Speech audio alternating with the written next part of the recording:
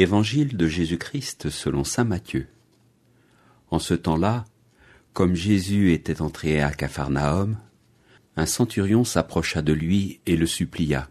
« Seigneur, mon serviteur est couché à la maison, paralysé et il souffre terriblement. » Jésus lui dit, « Je vais aller moi-même le guérir. » Le centurion reprit, « Seigneur, je ne suis pas digne que tu entres sous mon toit, mais dis seulement une parole et mon serviteur sera guéri.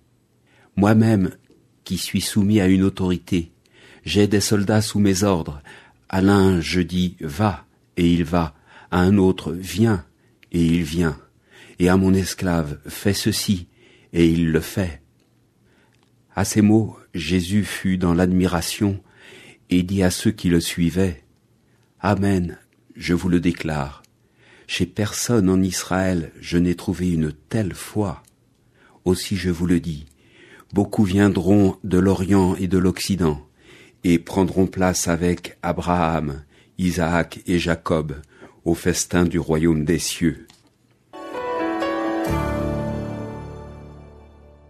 Chers auditeurs, bonjour. Dans l'évangile de ce jour, nous rejoignons saint Matthieu, la troisième partie de son évangile, qui est la prédication du royaume des cieux. Prédication qui va être inaugurée par des miracles. Et celui-ci nous est familier. En effet, nous reprenons souvent ces paroles du centurion devant le Christ. Parce que nous sommes devant le même Christ tout entier, vivant et glorieux, présent dans l'Eucharistie, vraiment, réellement, substantiellement.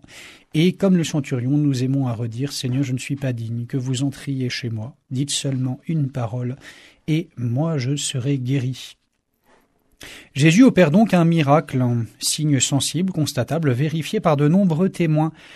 Ce qui est de saisissant, c'est que c'est une guérison à distance. Et il le fait pourquoi ? Eh bien, pour récompenser la foi du centurion.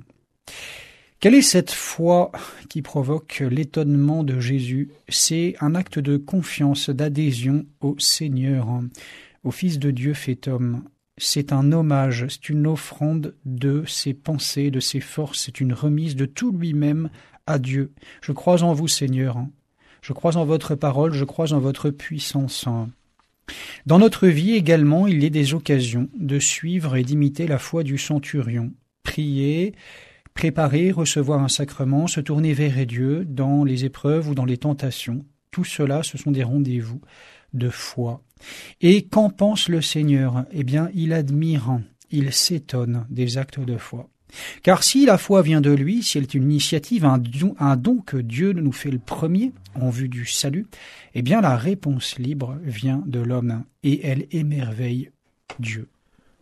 La réponse du centurion est entière, elle est radicale, elle est renversante.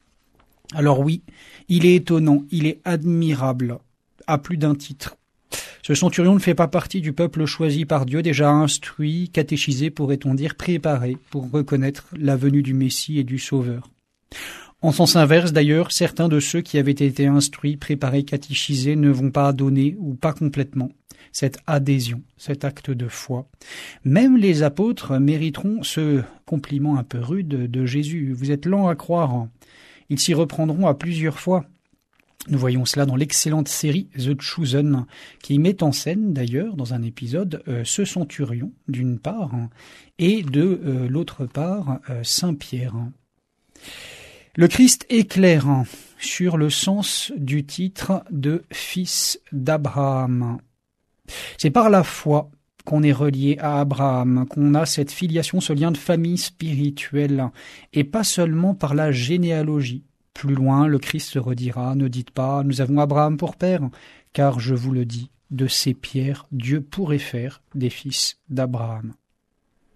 Oui, le Seigneur nous montre le lien entre la foi et l'humilité, humilité qu'il a prêchée par l'exemple dans sa première venue, dans la crèche, dans l'humble mangeoire. Saint Thomas d'Aquin nous souligne combien ces deux vertus sont vraiment la première pierre, le fondement de toute vie spirituelle authentique. L'Avent est propice pour redécouvrir la foi et l'humilité à l'école du centurion. Demandons cette foi et cette humilité. Laissons-nous étonner aussi et plonger dans l'admiration devant les modèles de foi qui nous entourent. Bon et saint Avent. L'évangile du jour était commenté par le père Alexis Garnier, prêtre de la Fraternité Saint-Pierre et coopérateur à la paroisse